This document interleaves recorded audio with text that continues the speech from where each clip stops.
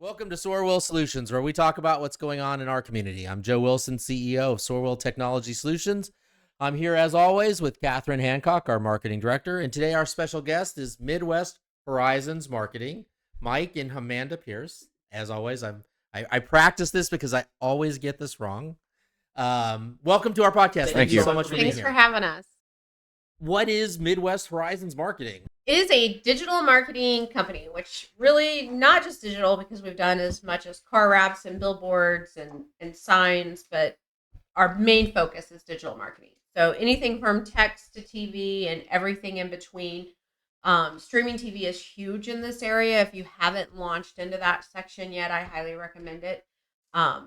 We shoot commercials. We can shoot them as early as 10 o'clock in the morning and have them on air by 3 or 4 o'clock in the afternoon. So it's a pretty quick turnaround. I've got one customer that has seen great growth just from the TV ads. And she says, I can always tell when we've got those 3 or 4 days of TV ads going because my calls and inquiries go up so much. Being a small agency and being a small business, I find ways to make digital marketing work for just about any budget. So I have customers that spend as little as $550 with us a month and customers that spend as much as $10,000 with us a month and everything in between, because we really I want to cater to those small businesses that need the extra boost, that need the little bit of extra help, and can get them out there in the digital world that they need to be in. So we find solutions like the customer that's the streaming TV customer. And I'll just say it, Queen's of Clean. I love Stacy. We're good friends. So I know I can talk about her business openly on what we do for marketing. But we stack those around certain times of the month where it appears to people who are watching the TV at that time that, gosh, she's on the TV all the time for one reason or another. And really, she's only on it 3 days. She's just on it those 3 days or 4 days a lot. And if there's a special event in the area, or when the Super Bowl was playing and the Chiefs were in the Super Bowl, she got a Super Bowl commercial. That used to cost customers millions of dollars and still costs some customer millions of dollars. But it's all about that ad placement and how to do it. And streaming TV is so cool. And I used to use the analogy of I could be next door to somebody and be watching the same things, and you may not get the same ad that I'm getting because you're not my target where I'm the target. Well, Mike was downstairs watching the Super Bowl and I was upstairs watching the Super Bowl on different channels. He didn't get Stacy's ad upstairs or downstairs, but I got Stacy's ad upstairs. So that's how targeted our advertising can be with digital marketing. And how did you get started? That's a long story. So I worked with a clawfoot bathtub and vanity company 16 years ago. And I helped them rebuild their website and I helped them work on stuff. And I understood the digital marketing from the customer side of things, because that's really when the pay-per-clicks were kind of pushing. And digital marketing it changes all the time. Like, we can do such a wide variety of different things, but I started there and I started helping with the website and I was like, hey, I kind of got a knack for this. And so I just continued to grow. And then I left and went to a radio station. And, I grew up watching WKRP in Cincinnati. So all I ever wanted to do was work in radio, because that would be cool, right? Mm-hmm. And they introduced, about 6 months into my working there, they introduced digital marketing, because that's what's going to save all the radio stations, And after a couple of years and struggling with, hey, my customer has this, but it was a smaller project than somebody in, say, Colorado or Chicago or whatever, they weren't putting that information out there and they weren't really helping my customer. And so my customers weren't buying digital marketing because of the media company I worked for. They were buying it because of me and what I promised them. And if it was 6 weeks late, that came back on me, not the company. So I woke up one morning and I'm like, you know what?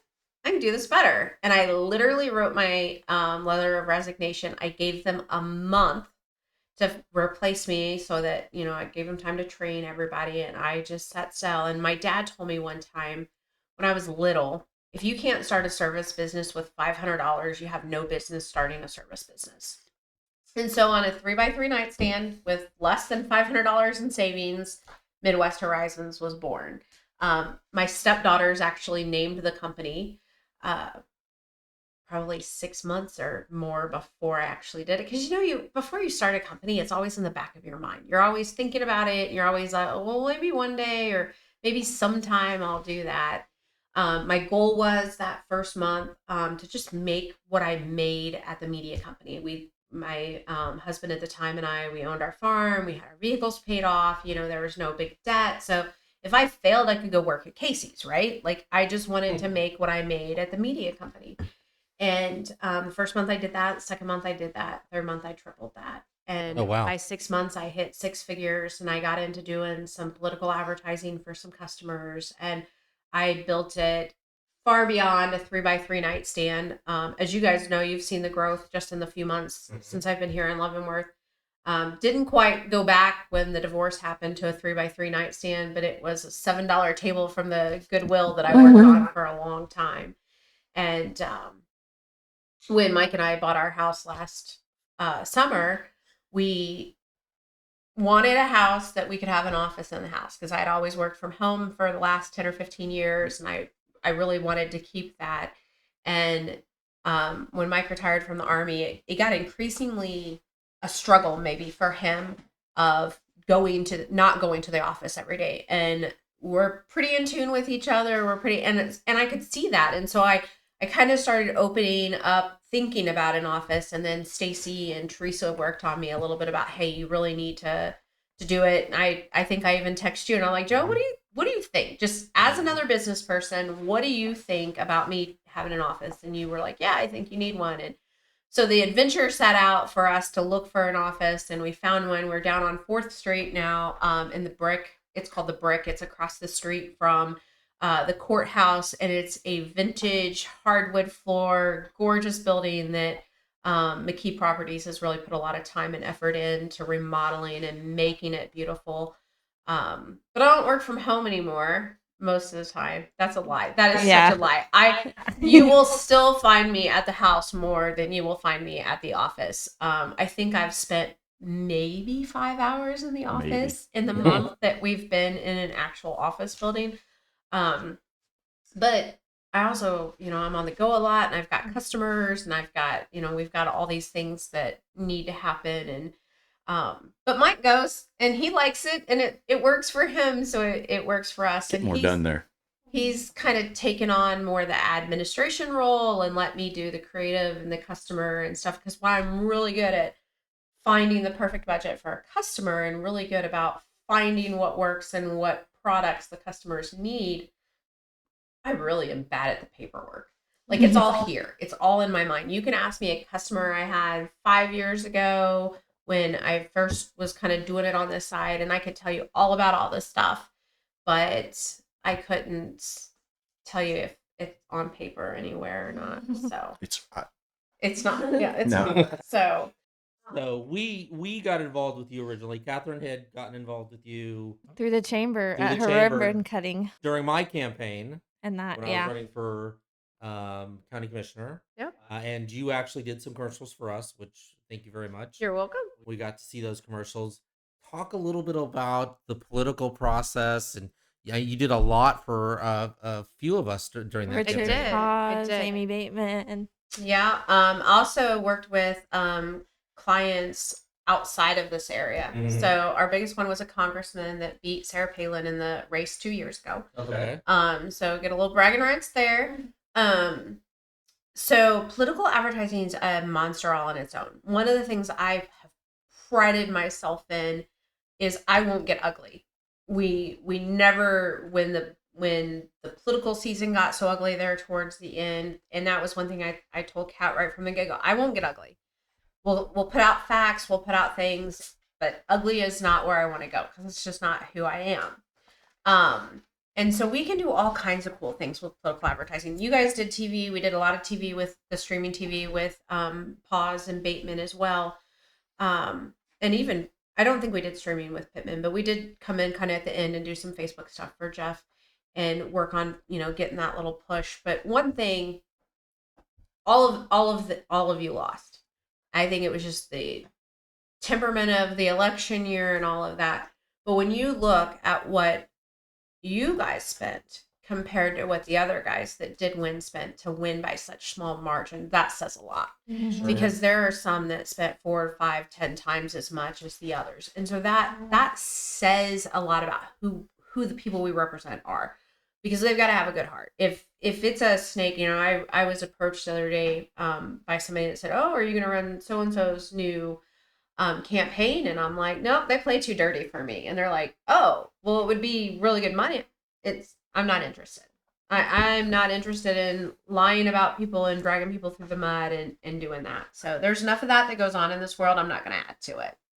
So look back geofencing is a big one for political, because we're able to see who voted in the last elections, or maybe if it was an off-season election. Let me stop you there, because a lot of our customers probably don't understand what the term geofencing means. Oh, well. So you might want to explain that. Okay, so geofencing is where we draw an invisible fence around different locations, and whether it's look back geofencing or standard geofencing, if a person has crossed that threshold, we can target them if they are in your target. So if we want to target zip code, no, okay, by that geolocation. So it's as small as a location. If I want to geofence SorWil, did I say it right this time? SorWil. I'm closer. You kind of give the accent to it. I turn redneck really quick. Sorry. we're going off topic very quickly. So we can geofence as small as a location. Like a building location. Okay. And go as large I just as. want to make sure everybody understands how Can you how target small we can target. One computer in that building. We cannot target one computer in that building, but we can target one person in that building. And that's just by narrowing down the points that we want to target. Like, you're a young mom. So let's say we're going to do a baby furniture store. Mhm. We would target you within this building because you've been searching. But Then that's I'd buy it 'cause I do that. targeting is different than geofencing. So if we want to geofence, let's say this is a furniture store and it's a baby furniture store. We've geofenced this location, and anybody who crosses into this geofence can then be targeted for those ads because they're in the market for that. Well, we're not going to want to target people who've already been Hold in on our a second. store. Let me slow you down here, because I think what we're getting into a very interesting area is, how do you know that she came into this building? Her IMEI number on her phone. Okay, so now we're getting into some privacy issues, which is really kind of interesting. We put a lot of information out in the real world, though, Joe. So talk a little bit about that. The privacy issues? No, about the fact that just because her phone came into this building, Yeah, it's you can public tell where location. she went, and so we can target her because of that. We can target her because of that. Yep. So if I was, say, Nebraska Furniture Mart, Mm-hmm. I would target a location like this and send the ads to her for her baby furniture or for her baby clothing or whatever it was, whatever my product is that I want to target a consumer that's going to my competitor. So it gets really cool how you can do it. We can target, plus size women who like to shop on Shein and give them clothing options Because they did that on their phone? Because they did that on their phone, or because they just shop all the time. We as consumers constantly put our information on the internet. Constantly. I know we want to talk about what you're doing, but I think this is really interesting because I don't think our listeners really understand how this piece works. They don't. Most people don't understand, and I can nerd out on this for hours. So I don't know how long we've got, but it is so cool how we can target the perfect customer because of what we do on our social media, because of what we talk about on our phones, because of what we talk about even not on our phones, because our phones listen. If you say, "Hey Siri" to your phone one time, yours didn't go off. Mine's upside down, so it won't go off. But if you say, "Hey Siri" one time, a lot of your apps will go ahead and turn your microphone back on in there, even if you've got your microphone turned off. So our phones are the key to most digital marketing, but that's where our consumers spend most of their time. We spend 4 to 6 hours a day on our phones as an average. Mike doesn't count. He spends less than an hour. Same with But everybody else spends all this time on it. And so our ads can go where the consumers are at. So if the consumer is shopping for baby furniture and she's playing solitaire on her phone, that's where we can put that ad at. If our consumer is Joe, who likes bottled water, that's where we can put that ad at on your phone while you're playing solitaire. And you can be in the same locations doing the same game, but you're not going to get the same ads. Because your products that you're interested in are not the same. But when Kat, and I'm sure this has happened to her, when she announced that she was pregnant with baby number 2, she's probably getting a lot of baby ads now. Even my TikTok switches It- to pregnancy. It does. Stuff, yeah. Yeah. And it's all because of the phones are constantly being monitored, constantly being, what is this person doing? And that's how they figure out the algorithms, and that's how they figure out what ads to give you and not give you, or what you are interested or not interested in. I tell a story about, I visited with a customer who had, it was like, it's kind of like the LCDC we have here, but it was a community company in mid Missouri, and they had somebody that wanted to bring a healthcare type women business into town, and the lady I was visiting with said it 2 or 3 times. So then I started getting ads for that, thinking, because my algorithm assumed I was interested in that. Totally not interested in that. See no point for that. But that is what it had kind of picked up on. And so it's we're doing it to ourselves. And if there's a free platform out there, you are the sale. That is what they're selling, that free platform, whether it's Facebook or it's TikTok or it's Snapchat. They're selling that, the platform is selling you as to the ad manufacturers. So me as your customer, I want to get my product out there. You determine what the key factors are in my customer base. Yep. And then you can go in and program where those ads go based on her phone or what she says or whoever. Yep. And you guys can go out there and target and make sure that those customers then see my ad. we don't do that side of it. So there are actually about 18 people that work with us that you never see. They work across the country. But they are who, they target and they put it out there and they say, okay, what I do is I fill out a form when we visit. Mm-hmm. I take notes and I get all the things we need to know. And then I go back and I say, okay, we're going to do this type of advertising for my customer. And then they go ahead and program it into the different platforms we've bought into. So, and that was big. When I started, I had a vendor I was going to vendor with, and the media company I worked with was like, oh, you can't vendor to them because you vendor to us. And that's not fair. And so it was like, okay, well, I've put everything I have into building this. So what am I going to do? Oh, I'm going to go buy into it. So I did. I bought into all the platforms and stuff. And I've trained several people on how to start their own marketing agency and worked with them and helped them. And the only thing I ask is, you stay with us for 5 years. Vendor all through me for 5 years. And then after that, if you want to continue to vendor, great. If not, that's okay too. You can go somewhere else. So it's worked out. I think to go back to where you were talking about how we decide who gets targeted, it's not Amanda sitting there and saying, this is the parameters we're going to target. It's the discussion when we sit down with a client as to who they feel their key customer would, or their, what's the word I'm looking for? Target audience should be. And I've sat in a lot of meetings where we sit and go back and forth about who exactly they're wanting to target. And we can figure out the how, but it's not us deciding who's going to be targeted. We talk to the Mm-hmm. clients and figure out who they want to target, and we figure out the best way to do that. Period. I think that's just it's fascinating, and I don't think we get a lot of questions out in the community as the IT people of, is Siri or is my phone listening to me All the time. and the answer is, the textbook answer is no. If you ask your phone that, it'll say no. You ask ChatGPT, it'll say no. There are ways to turn those features off if you know what you're doing. But the question then becomes is, do we really want to turn those features off? I don't want you to turn those features off. Makes it harder for me to target you. But note, I said it made it harder for me to target you. It didn't make it to where I couldn't target you because you still take your phone in everywhere you go. So that's where the geofencing side of things come in. So if you're shopping for that furniture at Nebraska Furniture Mart and you're a small furniture store in downtown Leavenworth, you should have Nebraska Furniture Mart targeted because you're going to give them better pricing options. You're going to give them better quality furniture. You're going to give them all these things. And most importantly, customer service. So you should have that location done. Well, then your IMEI number is captured and then you're going to get ads served that way. So even if your phone's not listening to you, you're still taking it everywhere you go.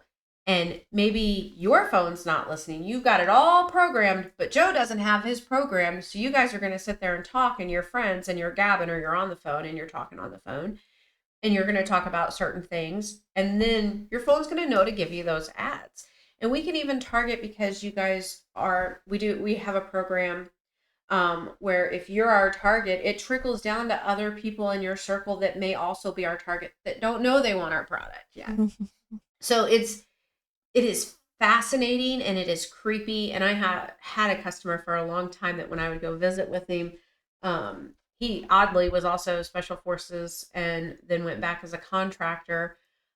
He would put his phone in the microwave when we would visit, because he was like, it just bugged him out like so it was much. a Faraday cage. Yeah. It bugged him out so much. So it's cool how it all works. Another cool product we have, going back to relating with the furniture, and you could really, if you sell a product at all, you can do this. I don't know if you guys have seen the Bath and Body Works commercials where they have the products. They've got the commercial, and then they've got a border around it, and then they've got products cycling through on the border. We have that technology as well. We can do that for customers. So if they've got, what it does is it scrubs their website every 24 hours.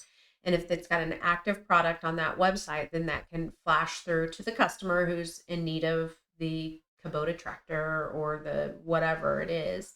Furniture would be a really good one to do on that. And then say you sell that tractor or you sell that furniture. Once it's removed from that website, the next day that ad's not going to show up.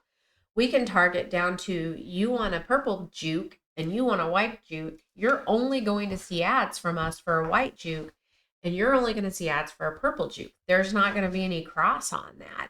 It is that minute of how we can target our customers. But you're not advertising on like Spectrum. No, we can. Oh, really? Yep. Your streaming TV will go on to Spectrum. Spectrum opened it up with one of their partners just in the last 6 or 8 months. The only streaming TV platform that we cannot reach customers on is Netflix. That's the only one we haven't bought into. And that's because I have yet to find anybody that didn't pay the extra not to get the ads on Netflix. So you get ads on Netflix. So I might look into it a little deeper now, but I'm cheap. yeah. But the ads that you're showing aren't the same ads that I'm seeing if I'm like on DirecTV or It are could they? be. Are they? So how that works is there's an amount of ad space that's available. And so then they sell off some of the open spots. So if you start watching your TV, when you're streaming TV, if it's just an ad and if it's a network type ad, What if it's cable TV though, not just streaming TV? Still can put an ad there. Okay. So when you're watching that TV program, watch your right corner of your TV screen. If you've got a yellow box that says ad on there, that's going to be a streaming ad, whether it's on cable or not. It's going to be pulled over from the streaming platforms. I know during election year, I got a lot of ads on YouTube. Yes. I watch YouTube while I do my makeup, but it was a lot of Pat Proctor, Amy Bateman ads. Yep. So Yep. We do. YouTube is a monster because they're owned by Google. And we can talk about that too. Google is a pain to deal with advertising. And I see a lot of DuckDuckGo commercials lately, and those drive me crazy because that's owned by Microsoft. DuckDuckGo is a Microsoft product. Most people don't know that. They don't advertise that. So you've got the two big ones, Microsoft and Google, fighting with each other. Well, Google changes their policies all the time, and they're constantly updating what we need from our customers. And so one thing Mike and I talked about is, where can we go that our customers' ad money is going to be better spent, because it goes back to what's their budget? What is the best bang we can get them for their buck? So we've started doing a lot of Bing advertising versus Google. 40% of people are still using Bing and DuckDuckGo for their search engines. So where over here For the record, I've never used Bing. me Throw neither. that out there. I can't help what 40% of the people are doing. I'm not part of that 40%. You're not part of that go ahead. 40%. But I'm going to get you other ways. Catch. I'm going to get you other ways. I'm not. Pay-per-click is Yeah. a very small piece of digital marketing that if there are other ways to do it, we don't typically do pay-per-click unless the customer is just like, nope, that's what I want. That's what I need. I've got to have that piece, because there's so many other vastly cool ways to reach the customer versus pay-per-click. And we all know what a pay-per-click ad is, hopefully. But Well, in case we don't, just kind of explain to our customers. when you Google or Bing something or DuckDuckGo something, the first few ads that pop up are going to be a pay-per-click ad. And those ads give the impression to the customer, but unless it is clicked on, it's not charged. Here's why I hate pay-per-click advertising.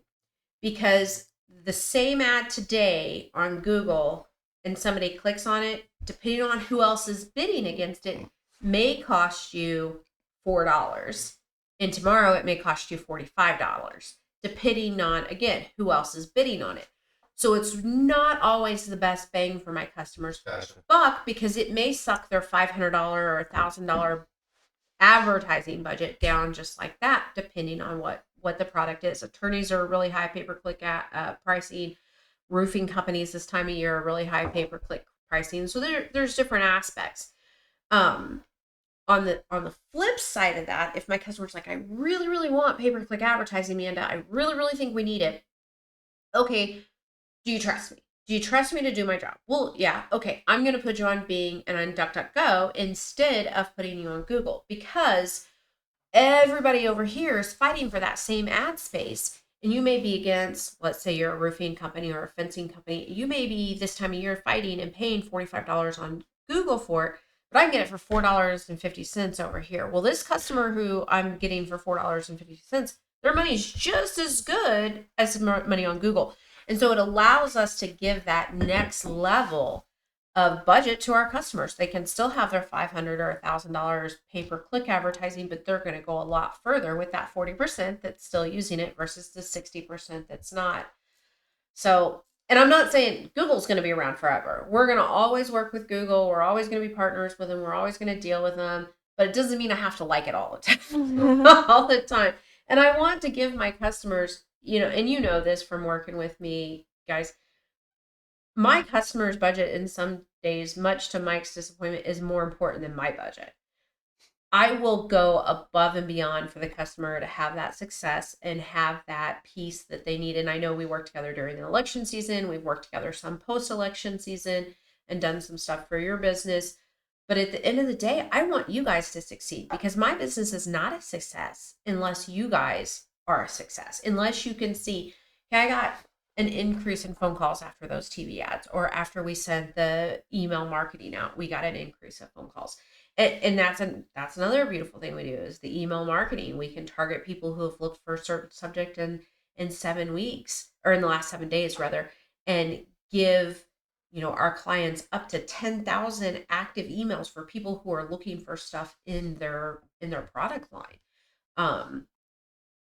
There's just so much. Even Snapchat and TikTok, we can place ads there. There's not a digital platform that we are aware of. I'm not gonna say that is out there, that we are aware of that is out there, that we cannot place ads for our customers on.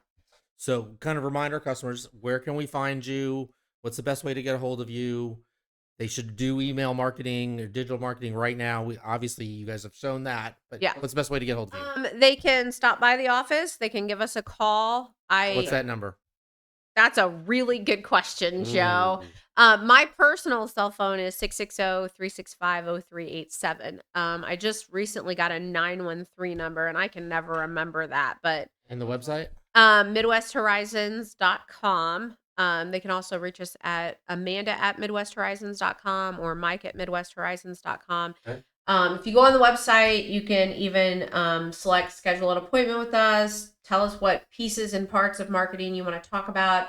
There's a section on there that we've got some success stories shown on there. We've got ad samples, because that's another thing. The different sizes of ads, people don't understand how those work. So I wanted to make it really easy for the customer to kind of understand. We've got commercials we've done for people on there.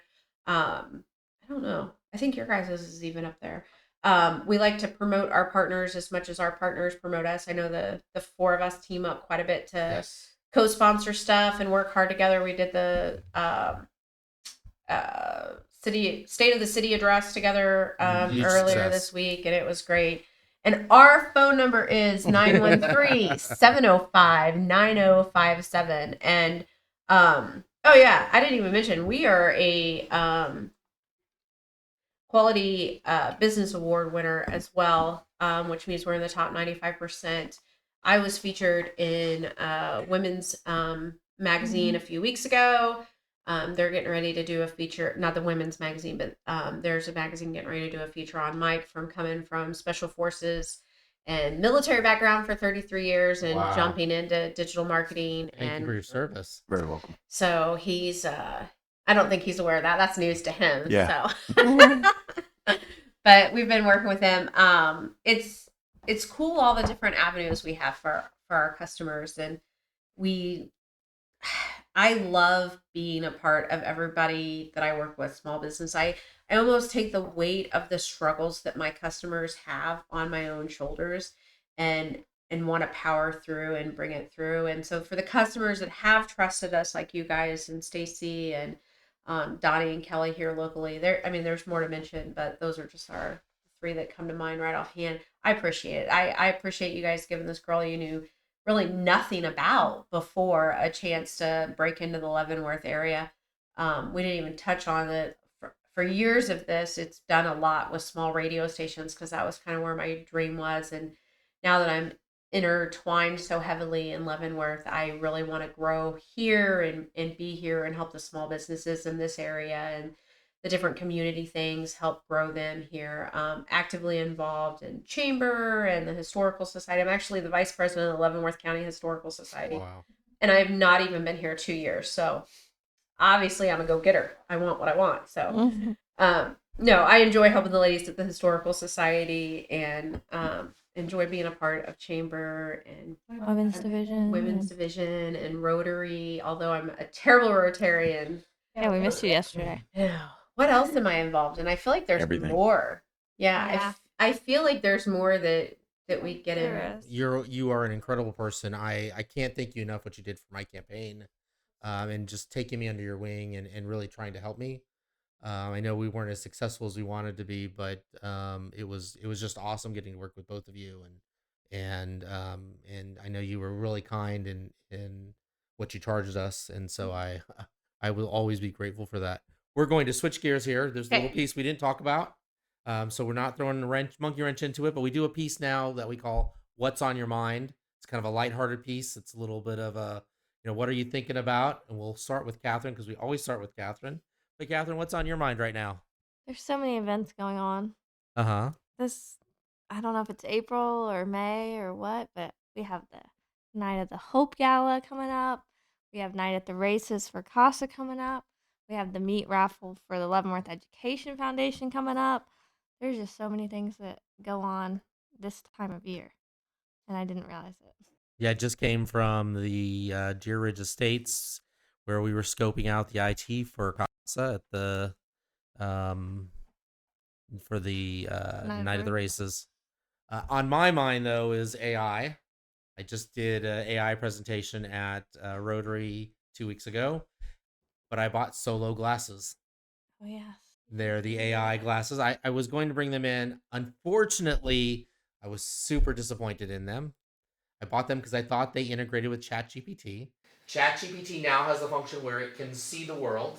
Really? So it will talk. It can see the world. It can describe what it sees. And so I thought it could integrate with the glasses. And I'm like, great.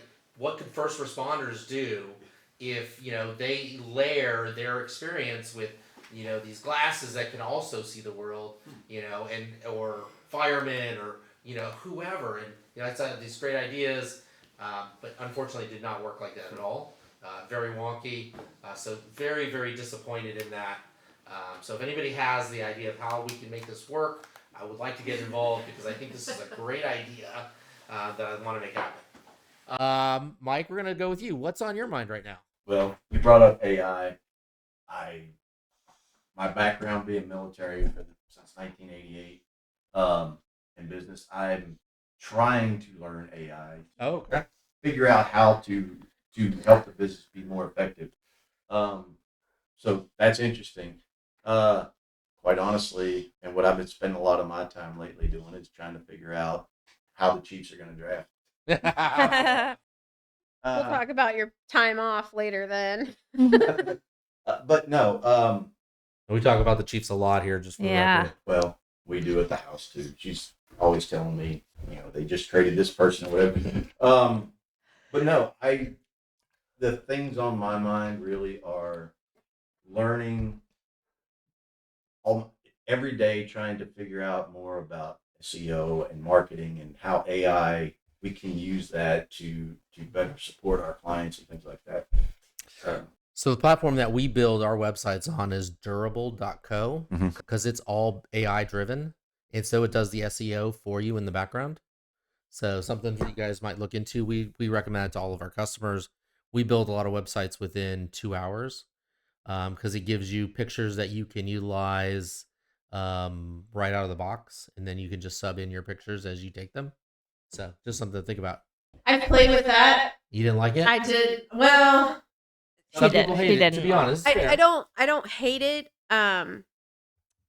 I just see the benefits in some of the other websites that aren't all AI. And so for a quick, easy starting out, it works great. A lot of times we need to do a little more technical and a little more detail in the background to help push that up. See, when they need that, I send them to you. She told you Yeah. she nerds out. Yeah, I nerd out. So I can also build a website in a couple of hours, Joe. My I can't. quickest website I built was 87 pages, or my largest. Wow. It was 87 pages. Then myself and one other lady built it in about 10 hours. Shoot. So No thanks. I enjoy that, but that's not what's on my mind. What's on your mind? Family has been huge on my mind Sure. lately. Not just our little niche of a family, but the family that we create in the community and the family that we have, and our friends and the support system. And I was diagnosed with skin cancer a couple months ago, and I Sorry to hear got that. so lucky because the skin cancer I have, if I'm gonna have cancer, this is kind of have like I'll have surgery in a couple weeks, it will be completely gone. Um, I'll have 10% chance it may ever come back. Unfortunately, about the same time I was diagnosed, my dad was also diagnosed with cancer, and his outcome is not near as positive of mine. So we're going to lose him soon. And I have been a bit of a mess, but I have been so blessed in this community because I have great friends that have like been there, and I have a husband that, if I just want to lay on the couch in the afternoon because I just mentally and emotionally cannot anymore, he's taking care of that. He's taking care of the stuff around the house. He's celebrating my wins, and he's letting me cry as I need to. And I'll be 45 tomorrow, and I have never had a relationship like that in my life that just lets me be. And I've never had a group. I've got great friends from where I came from, and I've got great friends here, and it just feels like I am so blessed with family on all fronts of it. So family is big on my mind right now. So Well, and that's today's SorWil Solutions, where we talk about what's going on in our community. Thank you very much for being on the show. Absolutely. Mike, I know you were kind of hornswoggled into this, but appreciate you guys being here. Thanks again, and we'll see you guys next week.